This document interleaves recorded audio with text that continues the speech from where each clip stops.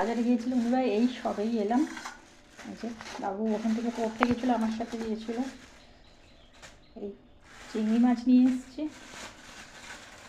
আর জ্যান্ত রুই মাছ। আমাদের বাজারটা এখান থেকে অনেকটাই দূর, একেবারে এই কদিনের মাছ নিয়ে আসা হয়। আর এই বাটা মাছ নিয়েছি, যেটা এখনো ছাড়িয়ে দেয়নি, আমাকে ছাড়াতে হবে। আর এই যে ঘেরি, যেটা বাবু খেতে ভালোবাসে।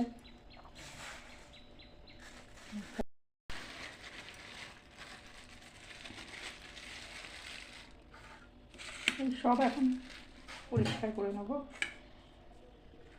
এই জ্যান্ত মাছ, অল্প করে চিংড়ি মাছ নিয়েছি।